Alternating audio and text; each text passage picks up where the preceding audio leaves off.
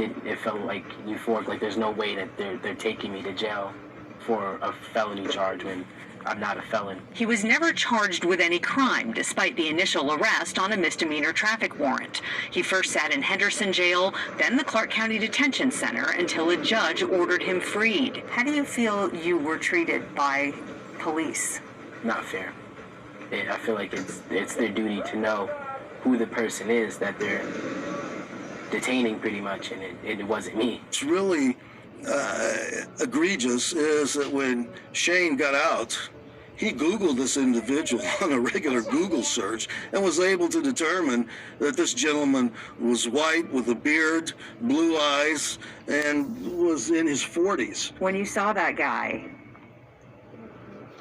tell me what your reaction was. Frustration, anger, disappointment.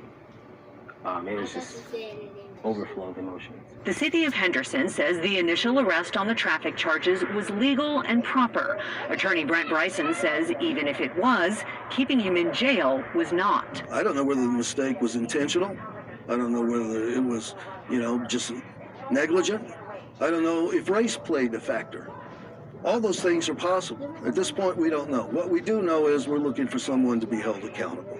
Bryson also points out arrests based on mistaken identity happen more often than you think. In April 2020, Kiara Green filed this federal lawsuit against Metro and individual officers, claiming she was wrongfully arrested for the murder of a 73-year-old man whose body was found wrapped in plastic in a closet months after his death. In this case, at least both women were similar in age. But for Brown, I don't know how you confuse a young African-American man with a middle-aged white man when the descriptions are so readily available to you. It's inexcusable.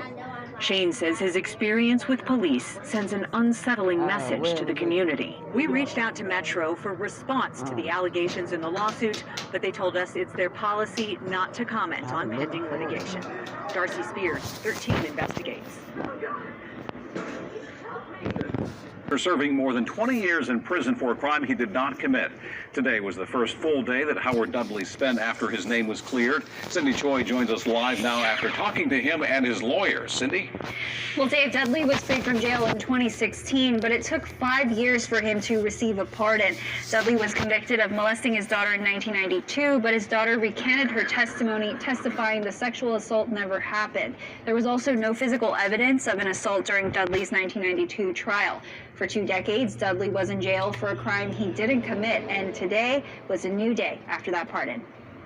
For Howard Dudley, the next best thing after he walked out of prison as a free man in 2016 was having his name officially cleared on Tuesday when he was granted a pardon of innocence by Governor Roy Cooper.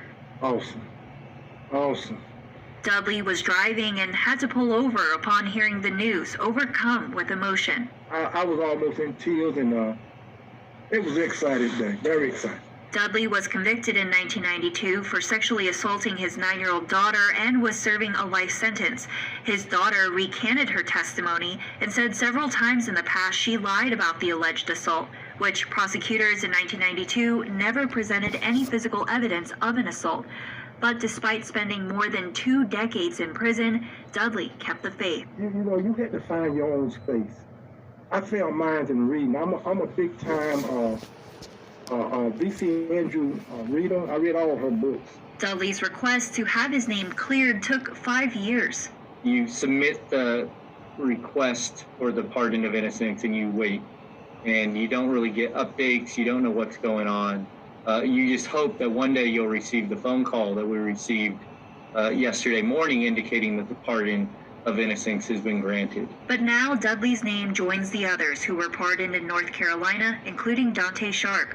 Yet Dudley and his lawyer say more needs to be done. I'm already on the outside, and I know for a personal fact because I've been with those guys for 24 years, and I know there's some more innocent people back there behind those bars, and I hope and pray that their case will come to the light and they'll be able to get out as well. This is a really important step for Howard, Dante, all these men whose conviction are vacated to have their innocence recognized, to move forward with their life and put the harm that has been caused to them behind them by having a full recognition by the highest official in the state of their innocence.